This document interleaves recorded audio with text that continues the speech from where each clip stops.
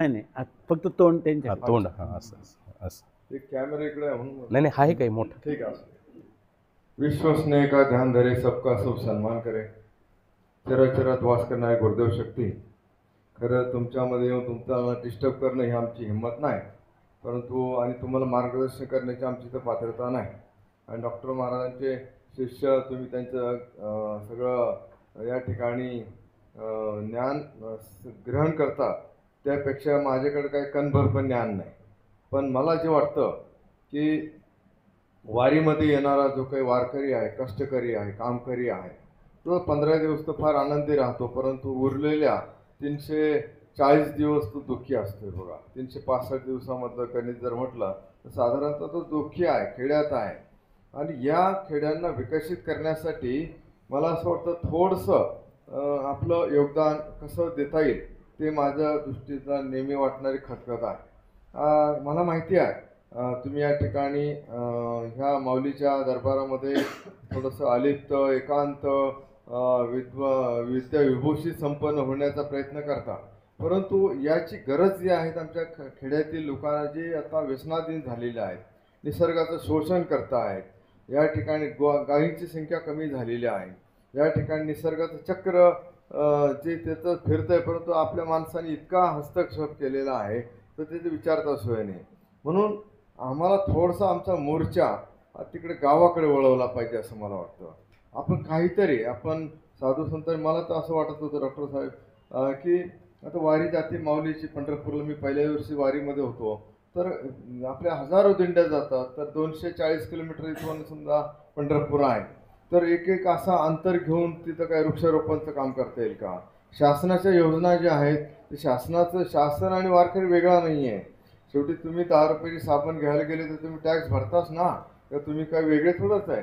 तुम्हाला सुद्धा शासनाचा मध्ये खांद्याला खांदा लावून खरं तर ह्या जनता जनार्दनाची सेवा करण्याचं सुद्धा काम करावं असं माझं नम्र विनंती तुम्हाला राहणार आहे. कारण मी वारकऱ्यांना विचारलं की तुमच्या गावामध्ये तुम्ही का लक्ष देत नाही सार्वभौम ग्रामसभेकडे, तर मला येवलेचे वारकरी म्हटले, मालेगावचे, तर ते म्हणे साहेब काय नाही, आपली वारी करायची आणि गेल्यानंतर आपल्या संसारात राहायचं, 5 वर्षातून एकदा इलेक्शन येतं तेवढं आपण वोटिंगला जायचं, बाकी त्यांचं पाहतात म्हणे, बस इथपर्यंत सीमित. तर असं जर असेल तर 75 वर्षाच्या पूर्वी स्वातंत्र्य मिळवताना ज्यांनी बलिदान केलेलं आहे त्या बलिदानाचं आपण काही आपण म्हणजे त्या बलिदानाचं आपल्याला परत एकदा आठवण केली पाहिजे.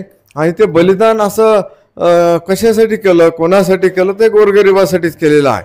आणि त्या गोरगरिबासाठी केलेलं बलिदानाचं सार्थ करायचं असेल तर वारकरी संप्रदाय असेल, वंदनीय राष्ट्रसंत तुकडोजी महाराजांचा गुरुदेव सेवा मंडळ असेल, सगळ्यांनी एकत्र येण्याची वेळ आहे असं मला वाटतं.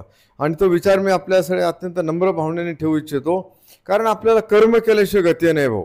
आता 7 गावं व्यसनमुक्त करणं फार मोठी गोष्ट नाही आहे, परंतु आमच्याकडे 39,000 गावं ह्या महाराष्ट्रामध्ये आहेत, 6,48,000 गाव भारतामध्ये आहेत.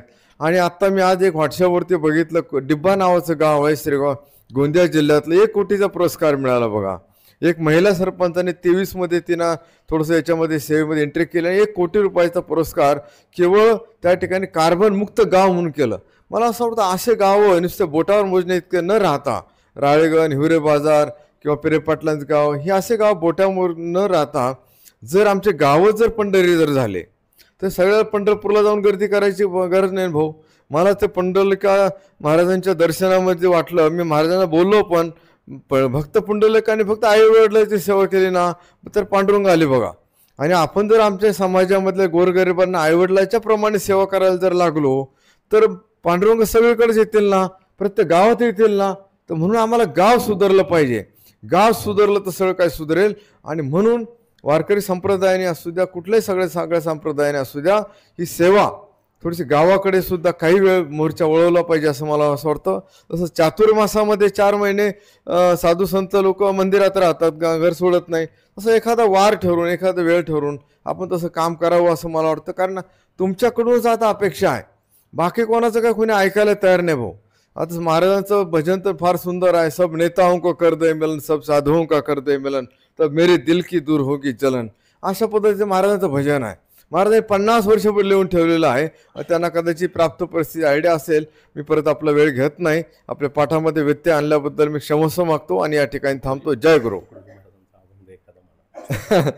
तुकडोजी महाराजांचा अभंग खरं याच्यामध्ये प्रेम भक्ती विना कलियुगात साध्य काही नाही, योग्य यागासी योग्य वेळ नाही, काळ नाही. म्हणून सांगतो माझ्या खिशात आहे. मी काय पाठ करत नाही. मग पाठ करण्यामध्ये काय होतं, वेळ जातो. त्यापेक्षा डायरेक्ट वाचूनच म्हणायचं.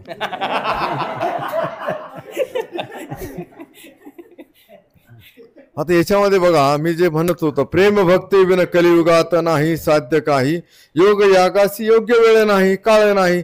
म्हणून सांगतो हे ऐक वचन माझे, रंग भंग होईते श्री न घेवजे. आपल्या डोक्यावर एवढं वजन पण नाही घ्यायचं. आमचे गुरुदेव सांगतात आपल्या डोक्यावर वजन नाही घ्यायचं. डोक्यावर वजन द्यायचं माऊलीच्या आणि आपण राहायचं पायाजवळ. माऊलीला म्हणायचं माऊली हे करून घ्या तुम्ही, आम्हाला काय माहित नाही, आम्ही तुमच्या पायाजवळ आहोत, वजन तुमच्या डोक्यावरती. आपण वजन घेतलं का आपल्यामध्ये गर्व भावना येईल, आपल्यामध्ये अहम भावना येईल आणि आपल्यामध्ये गर्व आला का गर्वाचं घर आपल्याला माहिती आहे. मग ते काय करायचं नाही. प्रातःकाळी तू स्वस्त मने गाय हृदय गाय, सर्व देवतांचा देव सतगुरु हा. सतगुरु हा म्हणजे कोण, याला जात नाही, भेद नाही, पंथ नाही, काय नाही, कलर नाही, आयुष्य पण नाही, काहीच नाही. जो ज्ञान देतो तो सद्गुरू, जो ज्ञान देतो तो सद्गुरू. त्याच्यामध्ये रंग भेद काही नाही. म्हणून स्मरण करी त्यांचे मार्ग अनुसरी हा, चित्त ध्यानाने अकलोने घेई स्थिर राही. आता लोक स्थिर राहतात का, नाही, अस्थिर आहे सगळे मंडळी. म्हणजे मोठा माणूस पण अस्थिर आहे, छोटा पण अस्थिर आहे. अस्थिरतेची लागण आम्हाला झालेली आहे. म्हणून ते फार खतरनाक कार्यक्रम आहे. धर्मवर्म सगळे हेच बोलत आती, साधू संत वाणी गरजून या गाती, नामस्मरण्याची मुक्ती लाभती, साक्ष घेई चित्त शुद्ध ठेवी व्यसने दूर करोनी. बघा, चित्त शुद्ध ठेवी व्यसने दूर करोनी, सर्व मानवाशी समस्वभाव धरोणी, दास तुकड्याची नित्य साधना ही अन्य नाही. तुकडोजी महाराज म्हणते माझी साधना एवढीच आहे भाऊ, मी काय बाकीचं काही करत नाही. मला सगळं